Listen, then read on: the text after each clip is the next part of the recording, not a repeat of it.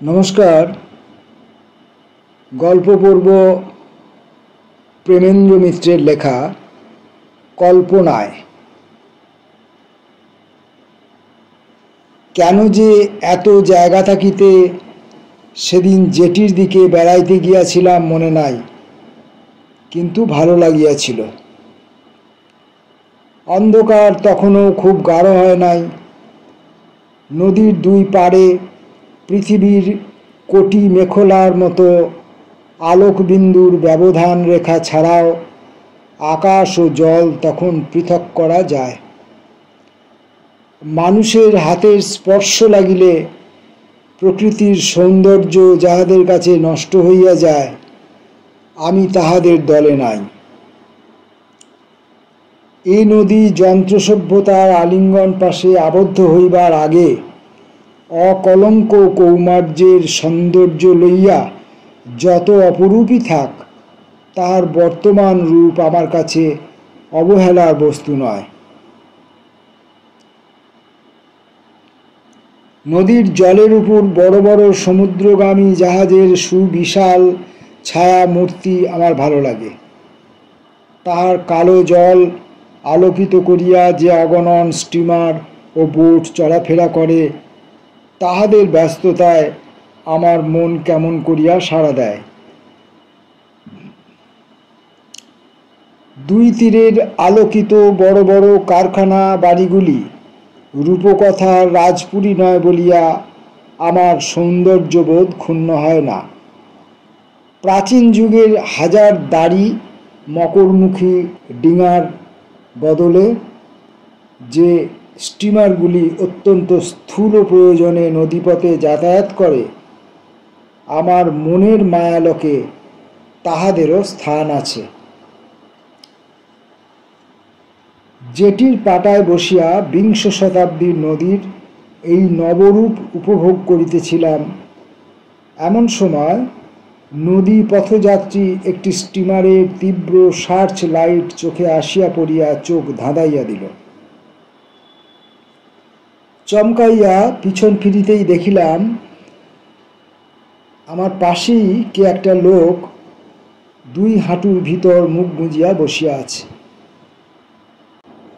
অন্ধকারে কখন যে পাশে আসিয়া বসিয়াছে লক্ষ্য করি নাই। তাহার দিকে একবার দৃষ্টি দিয়াই চোখ ফিরাইয়া লওয়া উচিত ছিল, কিন্তু তাহা পারিলাম না। লোকটার বসিবার ভঙ্গি কেমন যেন অদ্ভুত। আমার মতো নদীর শোভা দেখিতে যে সে আসে নাই, এটুকু তাহাকে একবার দেখিলেই বোঝা যায়। তাছাড়া সার্চ লাইটের আলোকে তাহার পোশাক দেখিয়াই বুঝিয়াছিলাম, আর কিছু না হোক নদীর শোভায় তাহার অরুচি ধরিবারই কথা। তাহার গায়ে সাধারণ খালাসির পরিচ্ছদ। সার্চ লাইটের আলো খানিক পরেই সরিয়া গেল। এই তীব্র আলোকের পর মনে হইল অন্ধকার যেন হঠাৎ আমাদের চারিদিকে গাঢ়তর হইয়া আসিয়াছে। তাহারই মনে অস্পষ্টভাবে দেখিলাম লোকটা পূর্বের মতোই দুই হাঁটুর ভিতর মাথা গুঁজিয়া বসিয়া আছে।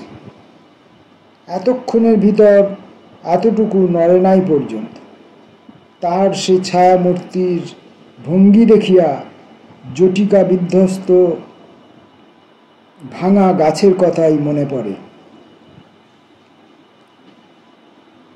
নিজের মনেই পরক্ষণে হাসিলাম। সাধারণ একটা খালাসি প্রচুর নেশা করিয়া বেসামাল হইয়া পড়িয়াছে, তাহাকে লইয়া কল্পনার অত বাড়াবাড়ির কোনো প্রয়োজন নাই।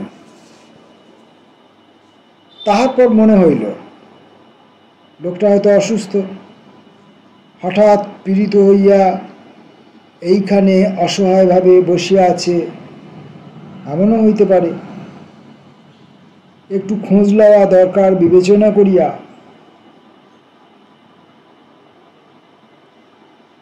তাহার গায়ে হাত দিয়া ডাকিতে যাইতেছি, এমন সময় লোকটা সোজা হইয়া বসিল।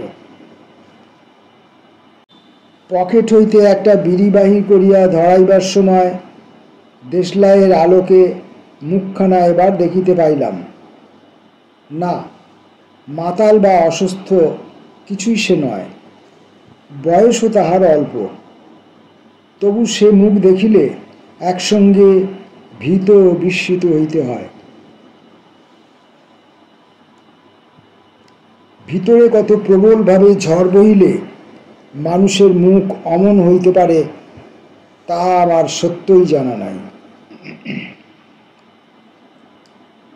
একজন সাধারণ খালাসির জীবনে ঘটবার কি এমন ঘাত প্রতিঘাত চলিতেছে বুঝিতে চেষ্টা করিতেছিলাম। এমন সময় জেটির অপর প্রান্ত হইতে কে ডাকিল, মালেক। আমার পাশের খালাসি, সে ডাকে চঞ্চল হইয়া উঠিয়াছে বুঝিতে পারিলাম। যে ডাকিতেছিল জেটির অপর দিক হইতে সে এবার আমাদের কাছে আসিয়া দাঁড়াইল। তারপর চট্টগ্রামের ভাষায় সে যাহা বলিল তার সমস্ত কথা ভালো করিয়া না বুঝিলেও মোটামুটি অর্থটা ধরিতে পারিলাম। বুঝিলাম মালিকের জাহাজ আর 3 ঘণ্টা বাদে ছাড়িবে। তথাপি মালেক পলাইয়া আসিয়া এই জেটিতে বসিয়া আছে বলিয়া তাহার সঙ্গী ভৎসনা করিতেছে। সঙ্গীর ভৎসনায়ও মালেকের চৈতন্য হইল বলিয়া মনে হইল না। সে যেমন চুপ করিয়া বসিয়াছিল তেমনই রহিল। এবার তাহার সঙ্গী ক্রুদ্ধ হইয়া বলিল, তাহলে যাবিনি বল? তা না যাস বয়ে গেল। নিজের পায়ে নিজে কুড়ুল মারলে আর কে কি করতে পারে? তোকে খুঁজতে এসে মিছিমিছি হয়রান হলাম, আমারই ঝকমারি। মালিকের কাছ হইতে এবারও কোনো উত্তর পাওয়া গেল না। তাহার সঙ্গী এবার শেষ চেষ্টা করিয়া বলিল, তুই কিছু একাই দুনিয়ায় বিয়ে করিসনি, বউ ছেলে সবার আছে, তা বলে কাজ ফেলে আবার গরিব মানুষকে কোথায় ঘরে বসে থাকতে হয়? আর ঘরে বসে খাবি কি শুনি? এতক্ষণ নিঃশব্দে ইহাদের কথাবার্তা শুনিতেছিলাম। এবার কথা না কহিয়া পারিলাম না, শুধু তাহাদের কথায় যোগ দিবার জন্যই বলিলাম, তোমরা এক জাহাজেই কাজ করো বুঝি? মালিকের সঙ্গী এতক্ষণ আমায় লক্ষ্য করে নাই। আমার প্রশ্নে চমকিত হইয়া খানিকটা আমাকে ভালো করিয়া অন্ধকারে নিরীক্ষণ করিবার চেষ্টা করিয়া বলিল, হ্যাঁ বাবু। তারপর কি ভাবিয়া আমাকে এই সাক্ষী মানিয়া যাহা বলিল তাহার মর্ম এই যে, স্ত্রী পুত্র ছাড়িয়া যাইতে সবারই কষ্ট হয়, কিন্তু তাই বলিয়া তাহাদের মতো গরিব খালাসিরা তো আর ঘরে বসিয়া থাকিতে পারে না। সে যে নিজে আজ 2 বছর ঘরে যাইতে পারে নাই, সেখানে তাহার বৃদ্ধ মাতা, শিশু, পুত্র, কন্যা, স্ত্রী আছে, দুঃখ তাহারও হয়, কিন্তু ঘরে বসিয়া থাকিলে খাইবে কি?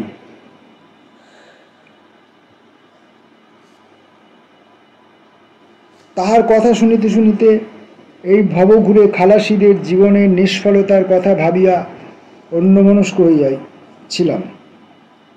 পৃথিবীর আর সকলের মতো ইহারাও প্রিয়জনকে স্নেহবেষ্টনে বাঁধিয়া সংসার করিতে চায়, বুঝি বেশি বেশি করিয়াই চায়। অস্থির চঞ্চল জলের উপর কোনো শ্রদ্ধা, তার সম্বন্ধে কোনো মোহ ইহাদের আর নাই। ভবঘুরের মতো দেশ হইতে দেশান্তরে একান্ত অনিচ্ছায় ভাসিয়া বেড়াইতে বেড়াইতে ইহাদের ধ্রুব স্থির মাটির উপর যে অনুরাগ গড়িয়া উঠিয়াছে তাহা অস্বাভাবিক। অথচ ইহাদের কাছে সংসার ক্ষণিকের সুখমাত্র স্বপ্ন। আজীবন যে তৃষ্ণা লইয়া তাহারা ঘুরিয়া বেড়ায় দুদণ্ডের বেশি, তাহা মিটাইবার তাহাদের অবসর নাই। মালিকের সঙ্গী কখন আপন মনে চুপ করিয়াছে জানিতে পারি নাই। হঠাৎ সচেতন হইয়া জিজ্ঞাসা করিলাম, এর বিয়ে বুঝি সম্প্রতি হয়েছে? না বাবু, সেও তো 5 বছর হতে চলল। 5 বছর এমন কিছু দীর্ঘকাল নয়। তবু মালেকের এমনভাবে স্ত্রীপুত্র ছাড়িয়া যাইবার কথায় ভাঙিয়া পড়া এবার একটু অস্বাভাবিক মনে হইল। ভাঙিয়া সে পড়িয়াছে, এবং কতখানি যে পড়িয়াছে তাহা আমি নিজের চোখেই কিছুক্ষণ আগে দেখিয়াছি, কিন্তু শুধু প্রিয়জনের বিরহ তাহার কারণ বলিয়া মনে করিতে এখন পারিলাম না। মালেকের সঙ্গী এবার বলিল, তোর জন্য আমার নিজের কাজটি আমি খোয়াতে পারবো না বাবু, যেতে হয় এখন আমার সঙ্গে, চল। এতক্ষণ বাদে মালেকের গলার স্বর শোনা গেল, যেন বুকের গভীরতম প্রদেশ হইতে সেই স্বর বাহির হইয়া আসিয়াছে। চল, যাচ্ছি বলিয়া সে উঠিয়া দাঁড়াইল, এবং পরক্ষণেই তার কোল হইতে যে জিনিসটি অন্ধকারের মধ্যে একবার ঝলসাইয়া উঠিয়া ঝনাত করিয়া কাঠের পাটার উপর পড়িয়া গেল, তাহা দেখিয়া আমি ও মালেকের সঙ্গী উভয় স্তম্ভিত হইয়া গেলাম। মালেকের সঙ্গী অস্ফুট স্বরে বলিল, ও কি? মালেকও প্রথমটা বোধহয় বিমূঢ় হইয়া গিয়াছিল, কিন্তু পর মুহূর্তেই নিজেকে সামলাইয়া লইয়া ছুরিকাঠি তুলিয়া সে বলিল, ও কিছু নয়, চল। তাহারা চলিয়া যাইবার পর কতক্ষণ বসিয়া ভাবিয়াছিলাম মনে নাই। যখন উঠিলাম তখন রাত অনেক হইয়াছে। তখনও নদীর দেখিবার মতো রূপ হয়তো কিছু ছিল, কিন্তু আমার আর প্রবৃত্তি ছিল না। মানুষের মনের অন্ধকার, দুর্বোধ্য জটিল রহস্য লোকের এতটুকু আভাস পাইয়া তখন আমি স্তম্ভিত হইয়া গিয়াছি। বাড়ি ফিরিয়াও সেদিন কোনো কাজ হইল না। শুইয়া পড়িলাম, কিন্তু বুঝিলাম ঘুমের আশা নাই। যেটির উপরকার সেই অপরিচিত খালাসির একান্ত হতাশভাবে বসিয়া থাকিবার ভঙ্গি, দেশলাইয়ের আলোয় তাহার সেই ঝটিকা বিধ্বস্ত প্রান্তরের মতো মুখের রূপ, ও সবশেষে তাহার ছুরিকার সেই হিংস্র ঝলসানি আমার চোখের উপর কেবলই ভাসিয়া বেড়াইতে লাগিল। আমার মনের কাছে এই বিচ্ছিন্ন দৃশ্যগুলির যেন কি দাবি আছে। তাহাদের সমন্বয় করিয়া একটা কিছু অর্থ না বাহির করিয়া দিলে আমার পীড়িত মনের যেন নিস্তার নাই। কিন্তু কি সে অর্থ? দীর্ঘ রাত্রি অনিদ্রায় কাটাইবার পর আধ ঘুম আধ জাগরণের ভিতর কখন যেন পথে বাহির হইয়াছি মনে হইল। অত্যন্ত সংকীর্ণ নোংরা পথ, দুপাশের খাপড়ায় ছাওয়া মাটির ঘরগুলি যেন যুক্তি করিয়া তাহাকে দুই দিক হইতে চাপিয়া মারিবার চেষ্টা করিতেছে। পথে আলো নাই বলিলেই চলে, কিন্তু সেই আবছায়া অন্ধকারেই দেখিতে পাইলাম কে একটা লোক সর্বাঙ্গ মুড়ি দিয়া হিংস্র সাপদের মতো নিঃশব্দ গতিতে অতি সন্তর্পণে রাস্তার একধার ঘেঁষিয়া অগ্রসর হইতেছে। সেই স্বপ্নালোকেও তার মুখ দেখিয়া চিনিতে বিলম্ব হইল না। এ কি, এ যে মালেক! সত্যই জাহাজে তাহা হইলে সে যায় নাই, কিন্তু এত রাত্রে অমন করিয়া সে চলিয়াছে কোথায়? তাহাকে না জানিতে দিবার জন্য একটি খোলার ঘরের দরজার পাশে নিঃশব্দে দাঁড়াইয়া পড়িলাম। মালেক নিজের মনে তন্ময় হইয়া আমার পাশ দিয়া চলিয়া যাইবার পর তাহার অনুসরণ করিব ভাবিতেছি, এমন সময় আমারই কাছে আসিয়া সে দাঁড়াইয়া পড়িল। অন্ধকারে তাহার কাপড়ে ঢাকা মুখ দেখিতে পাইলাম না, তথাপি কি যেন একটা অজ্ঞাত ভয়ে আমার সর্বশরীর শিহরিয়া উঠিল। কিন্তু মালেক আমাকে দেখিতে পায় নাই বুঝিলাম। দরজার আরেকটু কাছে আগাইয়া আসিয়া সে দুইবার করাঘাত করিল। পর মুহূর্তেই দরজা খুলিয়া গেল। মালেক তখন দরজার অপর পার্শ্বে গাঢ়তর অন্ধকারে সরিয়া দাঁড়াইয়াছে। যে দরজা খুলিয়াছিল এইবার তাহার মুখ দেখিতে পাইলাম। সে মুখকে সুন্দর ঠিক বলিতে পারি না, কিন্তু পুরুষের বুকের রক্তে যুগে যুগে যাহা উন্মাদ তরঙ্গ তুলিয়াছে তাহার মুখে ছিল সেই তীব্র মাদকতা।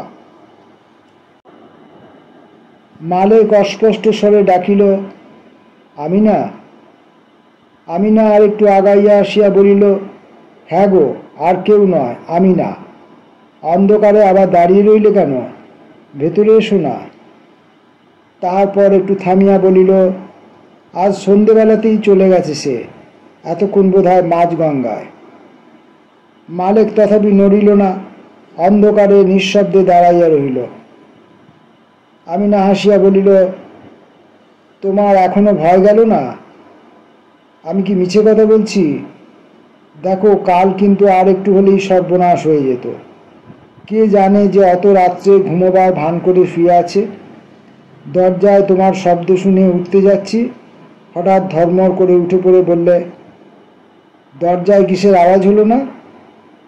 আমার তো ভয়ে রক্ত শুকিয়ে গেছে। কি ভাগ্যে দরজাটা তখনও খোলেনি। তারপর কি কষ্ট করে যে শান্ত করেছি সে আমিই জানি।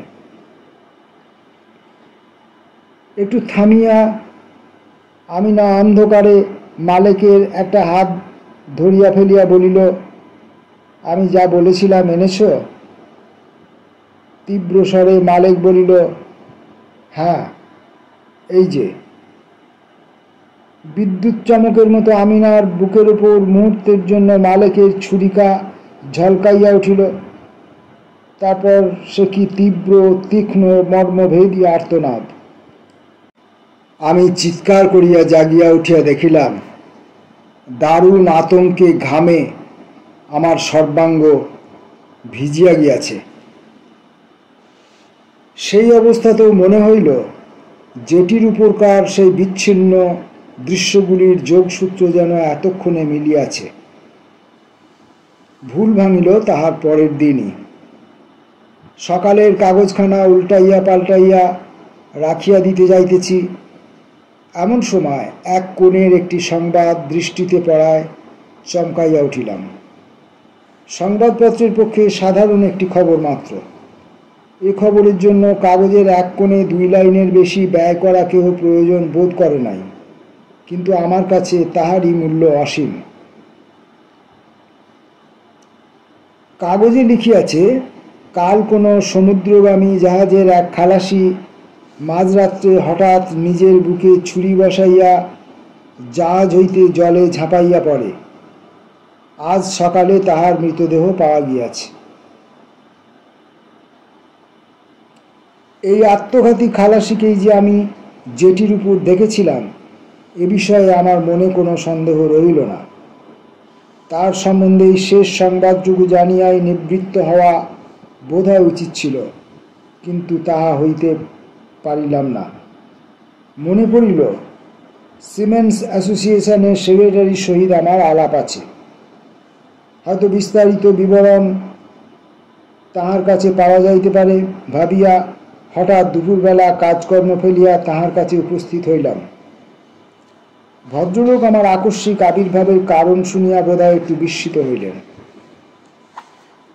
কিন্তু আমার অনুমান ভুল হয় নাই। মালেকের ব্যাপার সত্যই তিনি জানেন। তাহার কাছে মালেকের জীবনের শোচনীয় পরিসমাপ্তি সম্বন্ধে যে কাহিনী শুনিলাম, তাহা যেমন করুণ তেমনি পুরাতন ও একঘেয়ে। পৃথিবীর হতভাগ্যদের জীবনের সেই চিরন্তন ছক ধরিয়াই সে কাহিনী চলিয়াছে। সেই দরিদ্র, সেই বেকার অবস্থা, সেই দেনার পর দেনা, কাজ জোটাইবার নিষ্ফল প্রাণপণ চেষ্টা এবং সবার শেষে স্ত্রীর রোগশয্যা। সিমেন্স অ্যাসোসিয়েশন হইতে কিছু সাহায্য যে মালিক পায় নাই এমন নয়, কিন্তু তাহাতে তাহার চলিবে কেন?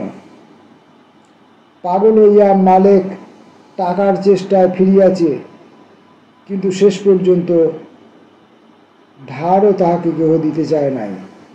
এদিকে স্ত্রীর রোগ ক্রমশই বাড়িয়াছে, পাওনাদারেরা জীবন তাহার অতিষ্ঠ করিয়া তুলিয়াছে। তাহার ভাগ্যের পরিহাসে স্ত্রীর রোগশয্যা যেদিন মৃত্যুশয্যা হইতে উঠিল, জাহাজে মালেকের কাজ মিলিল ঠিক সেই দিনই। জাহাজের কাজ 2 দিন বিলম্ব করিবার উপায় নাই। জাহাজ তো আর খালাসির স্ত্রীর মৃত্যুশয্যার খাতিরে অপেক্ষা করিবে না। মালিক জানিত এ কাজ ছাড়িয়া দিলে আর কোনোদিন কাজ যে মিলিবে সে ভরসা অত্যন্ত অল্প। শুধু তাই নয়, এই কাজ লইলে সেই কাজের খাতিরে আরও কিছু ধার হয়তো সে করিয়া স্ত্রীর চিকিৎসার জন্য রাখিয়া যাইতে পারে, কিন্তু তাহাতে কি লাভ? আর চিকিৎসা বৃথা বলিয়া ডাক্তার সকালেই জবাব দিয়া গিয়াছে। স্ত্রীর মুখের দিকে চাহিয়া মালিকও যে সে কথা বোঝে নাই এমন নয়। তবু শেষ পর্যন্ত মালিককে যাইতেই হইল। কাজ না লইলে ধার পর্যন্ত কোথাও যে আর মিলিবে না। ঘরে বসিয়া মুমূর্ষু স্ত্রী ও শিশুপুত্রকে লইয়া সে করিবে কি? ফতিমার শয্যালগ্ন শীর্ণ দেহের দিকে চাহিয়া তাহার চোখে বুঝি জলই আসিয়াছিল। ফতিমা দেখিতে হয়তো পায় নাই, তবুও সেই শুষ্ক বিবর্ণ মুখে একটু হাসিবার চেষ্টা করিয়া ধীরে ধীরে বলিয়াছিল, তোমার ভয় নেই, কাজ থেকে 6 মাস বাদে ফিরে এসে দেখবে আমি ঠিক বেঁচে আছি। 6 দিন যাহার বাঁচিবার আশা নাই, জীবনে আর যাহার সহিত দেখা হইবে না, তাহার মুখে এ কথা আর মালিক সহ্য করিতে পারে নাই। কিন্তু আবার আমি ভুল করিয়া মালিকের অভিশপ্ত জীবনে বৃথাই রং ফলাইতে বসিয়াছি। বিধাতার রচিত ট্র্যাজেডি রঙের ধার ধারে না। সে ট্র্যাজেডির ভীষণতা তার চিরন্তন একরঙা একঘেয়েমিতে।